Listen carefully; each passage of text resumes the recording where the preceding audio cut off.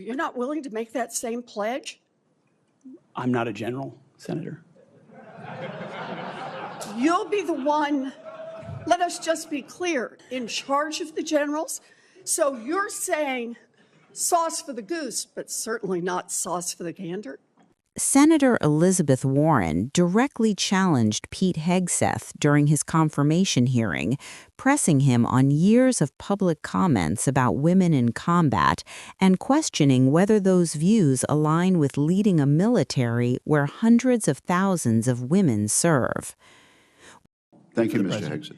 Senator Warren. Thank you, Mr. Chairman. And Mr. Hegseth, thank you. Thank you for your service.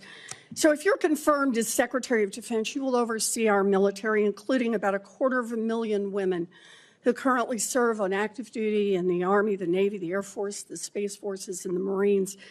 And I have serious concerns that your behavior toward women disqualifies you from serving in this role.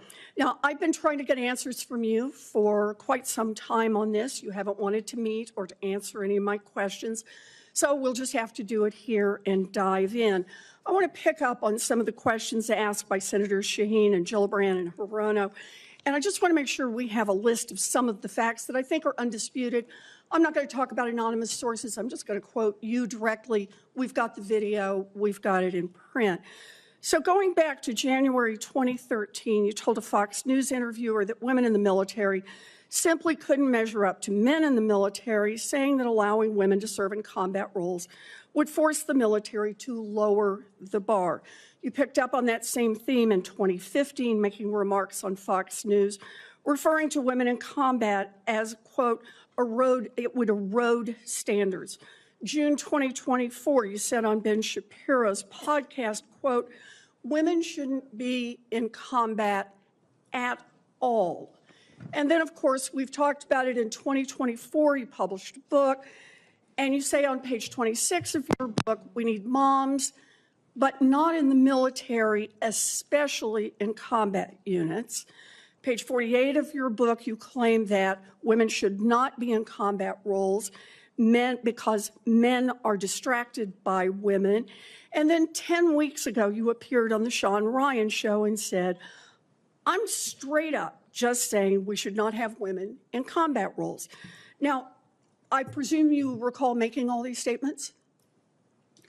Senator, I'm not familiar with the article you're pointing to in 2013, but it underscores my argument completely, because in that 2013 argument, I was talking about standards. No, standards are what it's always been about, Let's not Senator. have this same fight again. Always been about Senate I've quoted standards. you directly. We've got the video. We're happy to show it. But I want to be clear here. For 12 years, you were quite open about your views, and your views were consistently the same. Women are inferior soldiers, sailors, Marines, airmen, and guardians. And in case anyone missed the point, and these are your words from 10 weeks ago, women absolutely straight up should not be permitted to serve in combat. And I notice on each of these quotes, those are said without qualification. It's not by how much you can lift or how fast you can run. They don't belong in combat, period, or your words, straight up. And then on November 9th, 2024, just 32 days after your last public comment saying that women absolutely should not be in combat, you declared that, quote, some of our greatest warriors are women, and you support having them serve in combat. Now, that is a very, very big about face in a very, very short period of time. So help me understand, Mr. Hegseth, what extraordinary event happened in that 32-day period that made you change the core values you had expressed for the preceding 12 years? Senator, again, I very much appreciate you bringing up my comments from 2013, because for me, this issue has always been about standards. And unfortunately, because of some of the people that have been in political power for the last 4 years, priorities other than standards, lethality, and meritocracy have driven decision-making. I'm quoting you from the podcast. Women shouldn't be in combat at all. Where is the reference to standards that they should be there if they can carry, if they can run? I don't see that at all, Mr. Hegseth.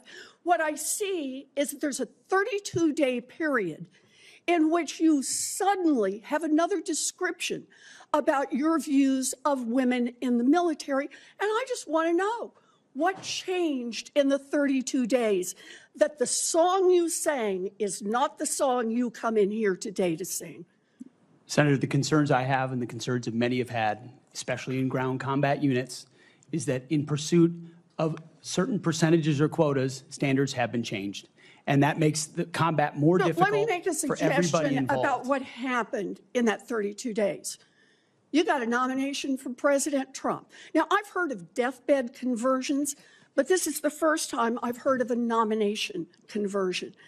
And I hope you understand that many women serving in the military right now might think that if you can convert so rapidly your long-held and aggressively pursued views in just 32 days, that 32 days after you get confirmed, maybe you'll just reverse those views and go back to the old guy who said straight up, women do not belong in combat.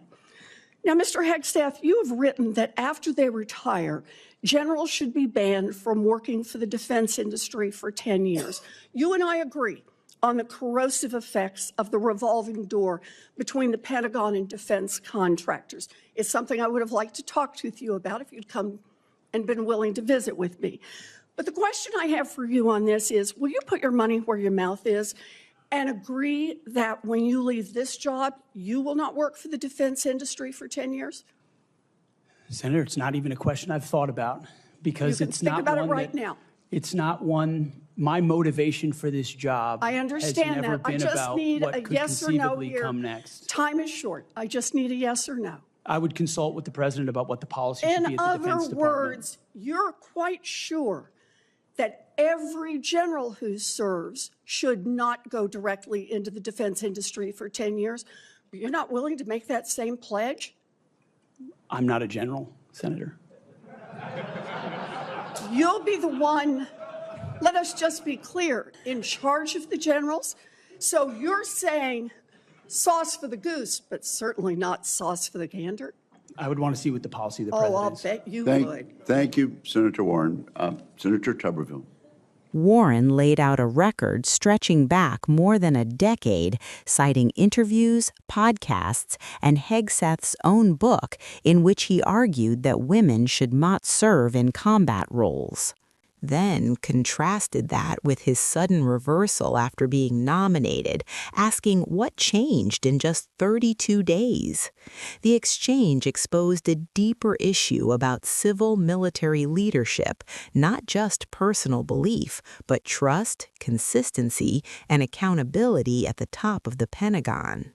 Warren argued that leadership is about standards applied fairly and transparently, especially to women risking their lives in uniform, while also tying the moment to a broader concern about power, credibility, and whether nominees reshape core values to fit political opportunity rather than principle.